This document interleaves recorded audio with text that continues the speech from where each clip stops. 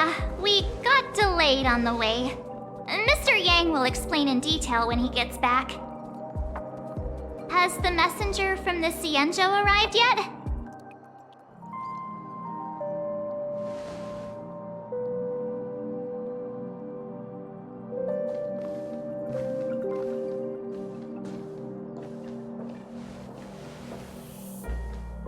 Long time no see, everyone.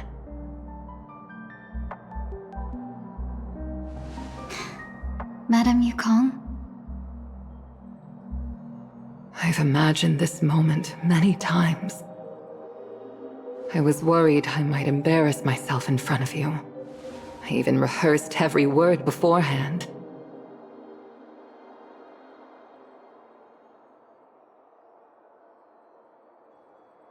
But now it seems it was unnecessary. Tingyun, I'm here to take you home.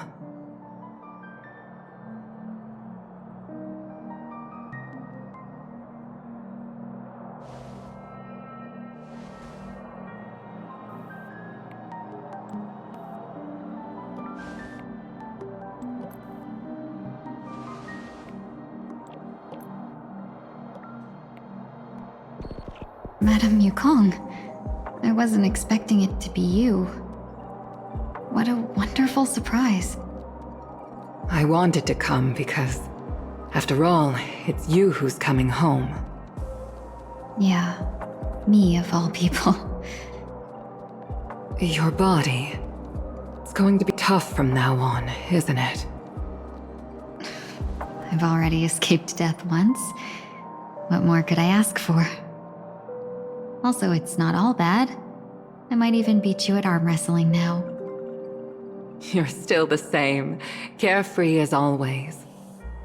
I have a lot I'd like to tell you, but I'll save it for the road.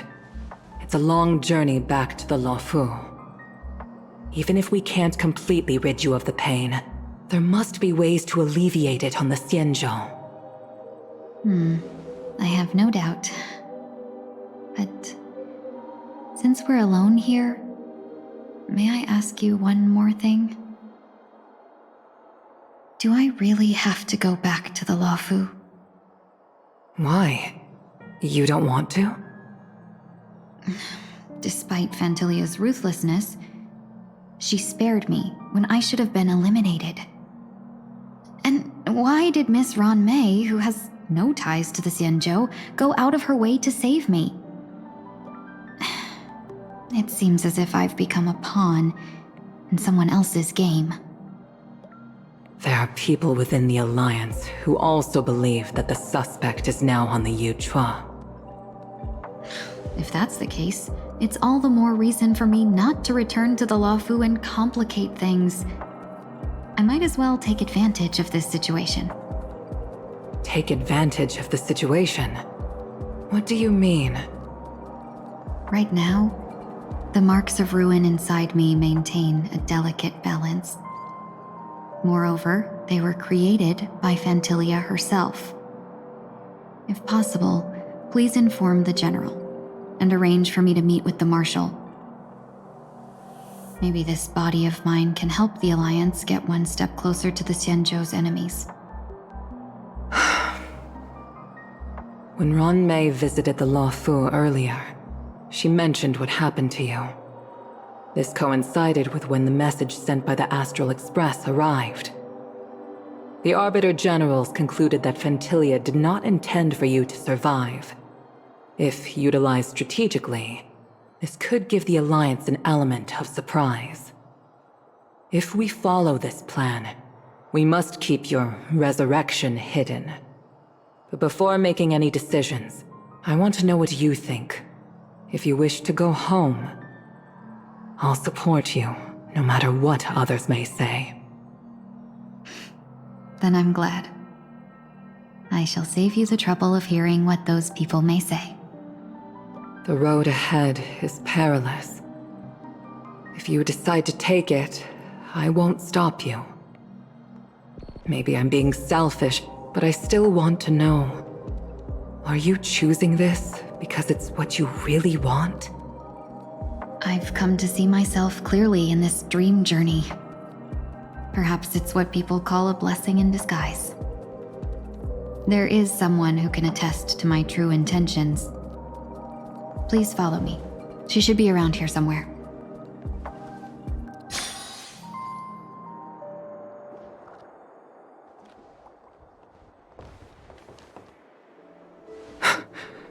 Is that...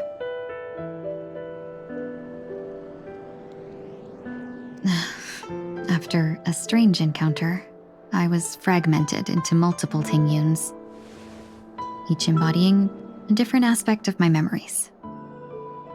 And one of them hasn't returned to me, because she ventured too far. Until now. You mean her? What is she doing? She's captivated by something that has deeply mesmerized me. As a fleeting emotion, she's no different from a newborn. Her boarding this ship was solely down to her inner impulse.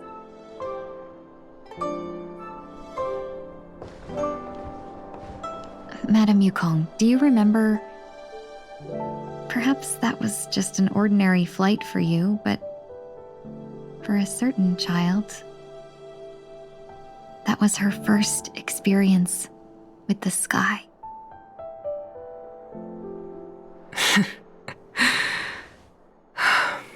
Of course I remember.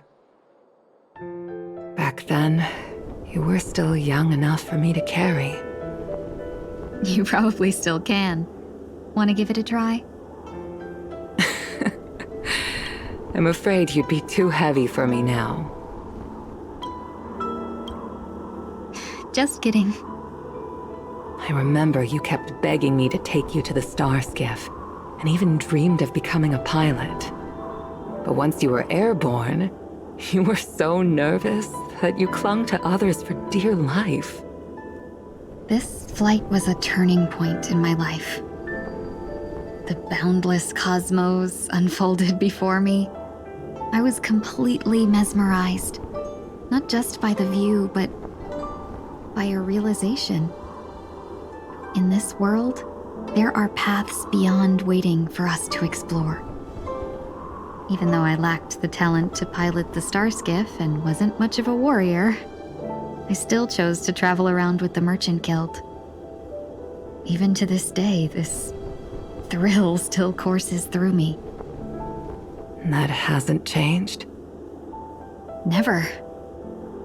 Now I can embark once more on my journey as a traveler of no return, exploring the paths that lie beyond. Speaking of which, how are things with the Whistling Flames? I've left Yan Ming in charge for now.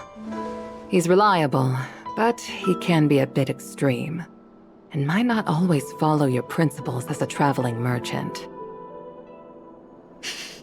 My principles. Forsake what others fight for and take what others abandon. That's the way to navigate the world and achieve my goals. I will continue to uphold my principles. But now I've also learned that while these merchant principles may apply to humans, they falter in the face of the gods. But this shouldn't fall on your shoulders to begin with. You are simply an innocent survivor in this war.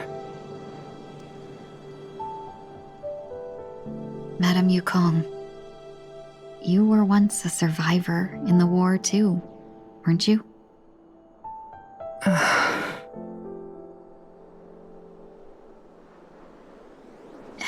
In a hazy dream, I vaguely remember someone telling me that the inescapable price of survival is often more adversity. But, Madam Yukong, the gods use humans as pawns in their cosmic game, sacrificing countless innocent souls. Have you ever thought about making them pay? every moment of every day. But as inconsequential as we are, how can we escape the fate of being mere pawns? If I could choose, I would never want you to become a pawn. I just wish you could still be that carefree little fox, not caught up in this war. Don't be disheartened, Madame Yukong. Thanks to the favor of the Lord Ravager, I've become a player in this game. Remember, it's often the unassuming pawns, the lone traveler, or the worm that subdues the dragon, that leave even the best strategists helpless. So, now I'll become a cunning speck of dust, and make those masterminds behind the curtains sneeze a few times.